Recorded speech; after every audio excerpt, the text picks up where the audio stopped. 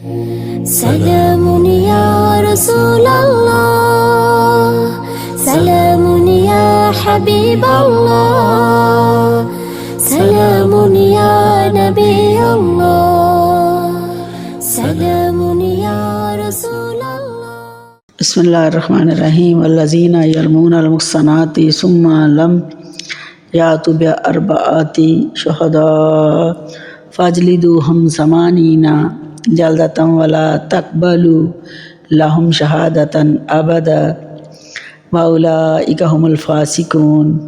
إلا الذين تابوا من بعد ذلك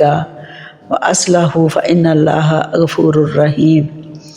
سورۃ نور کی آیات نمبر 4 اور 5 میں نے پڑھی ہیں. اس کے اندر حد قذف کا بیان آ رہا ہے. سورہ نور کا تیسرا حکم حد قذف. حد قذف کیا ہے کہ وہ لوگ جو تہمت لگاتے ہیں پاک دامن عورتوں پر، پھر وہ نہیں پیش کر سکتے 4 گواہ. یاتوا بأربعة شہداء، 4 گواہ نہیں لا سکتے تو کیا کرو؟ فاجلدوہم، تو پھر ان کو فاجلدوہم کوڑے مارو، 80 جلدتن، مارو ان کو کوڑے، ان تہمت لگانے والوں کو 80 کوڑے، 80 جلدتن کوڑے یا درے. ولا تقبلوا، اور نہ قبول کرنا ان کی کوئی گواہی، شہادتاً ابداً، کبھی بھی ان کی گواہی کو قبول نہیں کیا جائے گا. وَأُولَئِكَ هُمُ الْفَاسِقُونَ، کہ یہ وہ لوگ ہیں جو فاسق ہیں. إِلَّا الَّذِينَ، مگر وہ لوگ، تابوا، جنہوں نے توبہ کی، من بعد ذالک، اس کے بعد، وَأَصْلَحُوا، اور اصلاح کر لی، فَإِنَّ اللَّهَ، پس بے شک اللہ تعالیٰ، غفور الرحیم، بخشنے والا، مہربان ہے. اللہ تعالیٰ نے قرآن کریم میں ارشاد فرمایا ہے کہ جو لوگ تہمت لگاتے ہیں پاک دامن عورتوں کو زنا کی، کیونکہ باقی کام جو ہیں، باقی گناہ جو ہیں ان کی سزا پر کوڑے نہیں ہیں. یہ بہت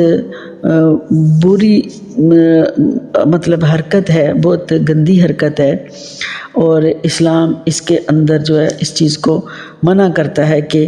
کوئی کسی پر تہمت نہ لگائے. اگر کوئی شخص بہتان لگائے گا کسی پر، تو پاک دامن عورتوں پر یا مردوں پر، تو یعنی پاک دامن عورتوں مردوں کی بات ہو رہی ہے، کیونکہ کچھ لوگ جو پیشہ ور ہیں ان کی بات نہیں ہو رہی ہے، بلکہ نیک لوگ پاک دامن لوگوں پر کسی کو فوراً زنا کی تہمت لگا دینا. اس طرح سے پھر لم یاتوا بأربعة شہداء، پھر 4 گواہوں کو پیش نہ کرنا. یعنی تہمت تو لگا دی، منہ سے بات تو پھینک دی، اب اس بات کو ثابت کرنے کے لیے 4 گواہ چاہیے، کیونکہ 4 گواہ ہوں گے تو بندے کو، عورت ہے یا مرد ہے، ان کو ان کے کیے کی سزا دی جائے گی. تو جب گواہی پیش نہ کیے جائیں، صرف یوں ہی بات کر دی جائے، تو زنا کا الزام لگا دیا جائے کسی عورت پر یا مرد پر، تو یہ جھوٹ ہے، اور اس کو حد قذف کہتے ہیں کہ اس کی پھر سزا، جھوٹ کی سزا ہے اس کے لیے. کتنی؟ فاجلدوہم 80 جلدتن، اس کے لیے سزا یہ ہے کہ اس کو 80 کوڑے لگائے جائیں گے. ولا تقبلوا لهم شہادتاً ابداً، پھر ان کی گواہی کسی بھی میدان میں اس شخص کی قبول نہیں کی جائے گی کہ جس نے زنا کا الزام لگایا اور گواہ پیش نہ کر سکا، تو اس کی گواہی بھی پیش، جو مطلب ہے کسی جگہ گواہی اس کی مانی نہیں جائے گی، یعنی اس کی کسی بات کو سچا نہیں مانا جائے گا. اور 80 کوڑوں کی سزا ہے اس کے لیے کہ اس نے جھوٹا الزام کسی پر لگایا بغیر کسی ثبوت کے، بغیر کسی وجہ کے. اور پھر گواہی، کیونکہ گواہ بندے، جو گواہی دینے والا بندہ ہوتا ہے پروقار ہوتا ہے، معاشرے میں عزت آبرو والا ہوتا ہے، کسی بھی جگہ پر اس کی گواہی کی ضرورت پیش آ سکتی ہے. قتل کے معاملے میں، جداد کے معاملے میں، نکاح کے معاملے میں، طلاق کے معاملے میں، گھروں کی صلح صفائی کے معاملے میں، محلے میں، خاندان میں، ہر جگہ تو اس کے آبرو وقار کو دیکھتے ہوئے اس کی عزت کی جاتی ہے، اس کی گواہی کو اہمیت دی جاتی ہے. لیکن وہ اہمیت وہ بندہ کھو دیتا ہے جب وہ گواہ پیش نہیں کر سکا اور اس نے الزام لگایا، تو اب اس کی سزا جو ہے وہ 80 کوڑے ہے. اب اس میں اختلاف بھی ہے کہ کیونکہ یہ بہت بڑا فسق و فجور ہے. اب اس کے اندر اختلاف بھی ہے کہ للذین تابوا من بعد ذلک واصلحوا فإن اللہ غفور رحیم، کہ مگر پھر جو لوگ توبہ کر لیں، یعنی سزا پانے کے بعد پھر وہ تو ان کو چاہیے کہ توبہ کریں، اور جب وہ توبہ کر لیں گے تو دنیا کی سزا بھی پائیں گے. دنیا کی سزا کم ہے، آخرت کی سزا زیادہ ہے. لیکن انہوں نے اگر توبہ کر لی ہے تو دنیا کی سزا اگر پائی تب بھی، اگر کوئی ثابت نہ ہو سکا تب بھی، تو دونوں صورتوں میں توبہ کرنی ہے اور اصلاح کرنی ہے. تو پھر اللہ تعالیٰ بے شک بخشنے والا مہربان ہے. کہ پھر کچھ اختلاف ہے کہ کچھ علماء کہتے ہیں کہ ان کی گواہی قبول کی جائے گی توبہ کے بعد، کچھ کہتے ہیں کہ ہمیشہ کے لیے نہیں قبول کی جائے گی. ہاں یہ ہے کہ وہ توبہ کرے تو اس کی توبہ سے اس کے آخرت کے سزا جو ہے وہ اللہ تعالیٰ اسے معاف کر دے گا. کیونکہ اگر کوئی شخص بتان لگانے کے بعد توبہ کرے گا تو حد قذف اس سے ساقط نہیں ہوگی، یعنی اس نے بتان لگایا پر حد اس کی جاری کی جائے گی، اس کو سزا ملے گی کہ اس کے جو فسق سے جو عذاب اس سے روز قیامت دیا جانے والا تھا وہ معاف کر دیا جائے گا توبہ کے بعد. تو کیا اس کی گواہی منظور ہوگی یا نہیں، تو اس میں علماء کا بہت زیادہ اختلاف ہے کہ کوئی کہتا ہے کہ گواہی مان لی جائے گی اور کوئی کہتا ہے کہ گواہی نہیں مانی جائے گی. والذین یرمون ازواجہم ولم یکن لہم شہداء الا انفسہم فشہادۃ احدہم اربع شہادۃ باللہ انہ لمن الصادقین والخامسۃ ان لعنۃ اللہ علیہ ان کان من الکاذبین وَيَدْرَأُ عَنْهَا الْعَذَابَ أَن تَشْهَدَ أَرْبَعَ شَهَادَةٍ بِاللَّهِ إِنَّهُ لَمِنَ الْكَاذِبِينَ وَالْخَامِسَةُ أَنَّ غَضَبَ اللَّهِ عَلَيْهَا إِن كَانَ مِنَ الصَّادِقِينَ وَلَوْلَا فَضْلُ اللَّهِ عَلَيْكُمْ وَرَحْمَتُهُ وَأَنَّ اللَّهَ تَوَّابٌ حَكِيمٌ. سورۃ نور کا تیسرا حکم حد قذف کا بیان چل رہا ہے. اب ہم نے جو ہے یہ آیت نمبر 6 سے شروع کیا ہے. یہ آیت نمبر 6 بھی ہو گئی، 7 اور 8 اور 9 آیات تک میں نے تلاوت کیا ہے. اب اس کا ترجمہ ہے کہ اللہ تعالیٰ نے سورۃ نور کے اندر ارشاد یہ فرمایا، والذین، اور جو لوگ یرمون تہمت لگاتے ہیں یا الزام لگاتے ہیں، ازواجہم اپنی بیویوں پر، ولم یکن لہم شہداء اور نہیں پھر لاتے ان کے لیے گواہ، الا انفسہم مگر اپنی جانیں، یعنی وہ خود ہی گواہ ہیں اور کوئی گواہ ان کے پاس نہیں ہے. فشہادۃ تو پس ان کی گواہی کا احدہم ان کی گواہی کا جو طریقہ کار ہے وہ اس طرح ہوگا کہ اربع شہادات باللہ، کہ ان میں سے وہ جو ہے گواہی دے گا اللہ کی قسم کھا کر، اربع چار شہادتاً گواہیاں، یعنی 4 بار اللہ تعالیٰ کی گواہی دے گا، انہ بے شک وہ لمن الصادقین کہ وہ آدمی سچوں سے ہے. والخامسۃ اور 5ویں بار یہ کہے گا، ان لعنۃ اللہ علیہ ان کان من الکاذبین، یہ کہ 5ویں بار وہ بولے گا کہ یہ لعنت ہو اللہ تعالیٰ کی اس پر اگر وہ جھوٹ بول رہا ہے. پھر آگے آئے گا وَيَدْرَأُ عَنْهَا الْعَذَابَ، اور وہ سزا اس سے ٹال جائے گی اس عورت سے کہ جب یہ معاملہ اس کی طرف لوٹایا جائے گا کہ اب وہ بتائے تو وہ کیا کہے گی، ان تشہد اربع، وہ بھی گواہی دے گی 4 بار، شہادت باللہ اللہ تعالیٰ کی قسم کھا کر، انہ لمن الکاذبین کہ بے شک اس کا خاوند جو ہے وہ جھوٹا ہے. وہ 4 بار یہ قسم کھا کے کہے گی. والخامسۃ اور 5ویں بار ان غضب اللہ، 5ویں مرتبہ وہ یہ کہے گی کہ اللہ تعالیٰ کا غضب ہو اس پر، علیہ اس پر، ان کان من الصادقین اگر وہ سچ بولتا ہے، یعنی اگر وہ اس طرح سے بول رہا ہے سچ تو اس پر غضب نازل ہو. یعنی وہ کہتی ہے کہ میں سچی ہوں، یہ سچا نہیں ہے۔ وَلَوْلَا فَضْلُ اللَّهِ عَلَيْكُمْ، اور اگر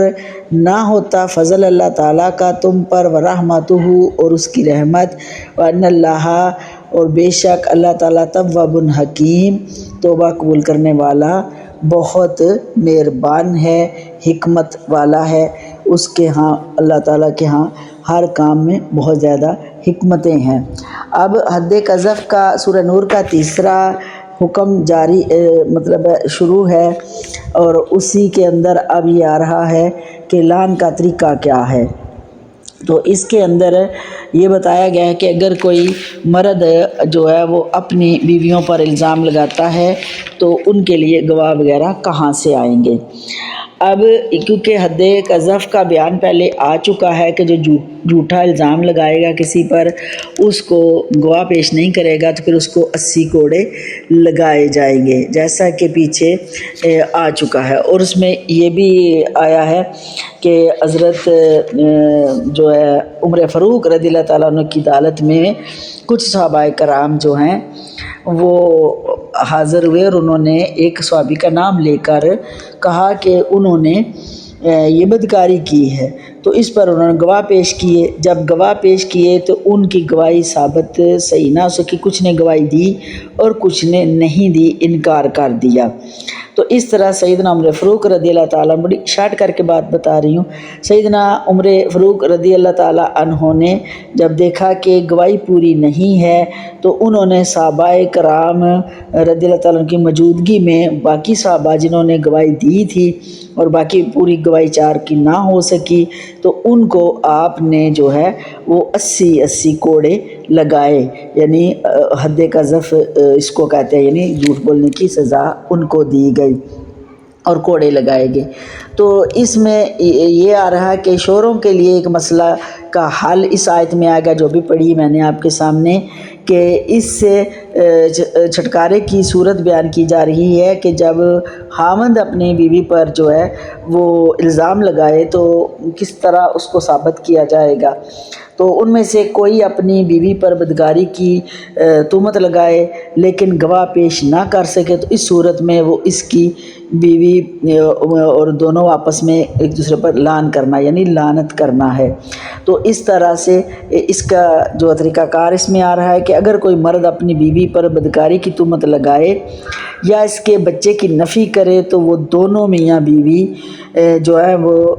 لعنت کے اہل ہوں گے، اور عورت قذف کی سزا کا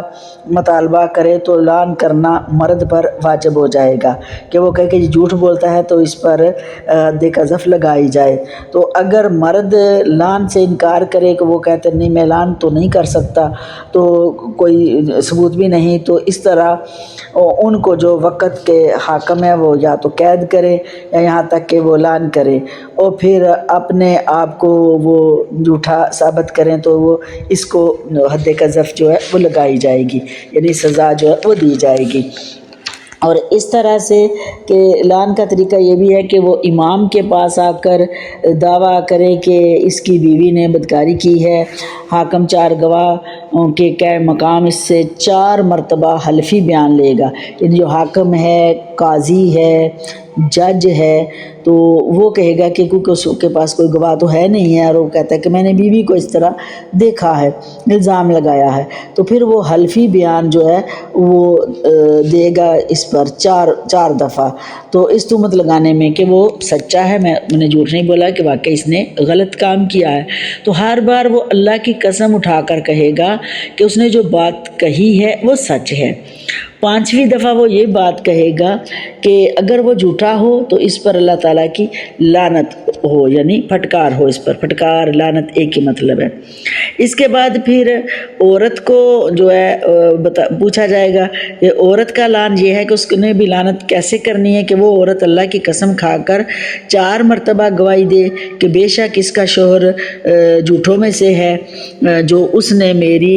بابت کہا ہے، یعنی میری ذات پر جو بتان لگائے وہ جھوٹ بولتا ہے، اور 5ویں مرتبہ وہ یہ گواہی دے کہ مجھ پر اللہ تعالیٰ کا غضب ہو اگر میرا حامد سچوں میں سے ہے، یعنی اگر وہ سچ ہے تو میں جھوٹی ہوں تو مجھ پر اللہ کا غضب ہو، نعوذ باللہ، اللہ اپنی حفظ و امان میں رکھے۔ مرد اور عورت کا اس طرح کہنا یہ لعن ہے، تو لعن کا طریقہ ہے، تو لعن سے جب دونوں نے لعن کر لیا تو اس سے فراغت کے بعد میاں بیوی کے درمیان جدائی ہو جاتی ہے، وہ عورت ہمیشہ کے لیے اس پر حرام ہو جاتی ہے، پھر کبھی وہ اس کے ساتھ نکاح جو ہے وہ نہیں کر سکتا۔ لعن کے بعد مرد یا تو اس کو خود طلاق دے دے یا پھر قاضی وقت جس کے سامنے یہ فیصلہ کیا گیا ان کے درمیان جو ہے وہ تفریق کر دے گا، یعنی جدائی فیصلہ ہو گیا کہ اب آپ دونوں ایک دوسرے کے لیے وہ حرام ہے۔ اور اگر اس نتیجے میں عورت کا کوئی بچہ بھی ہے تو وہ بچہ اس کے باپ کی طرف جو ہے وہ نہیں پکارا جائے، اس کی ماں کی طرف تو اب پکارا جائے گا۔ اب تو یہ بھی ہے کہ اب آج کل تو جدید دور ہے، ڈی این اے ٹیسٹ کیا جاتا ہے اور اس کا معاملہ جو ہے وہ حل بھی کیا جاتا ہے۔ تو اس طرح سے یعنی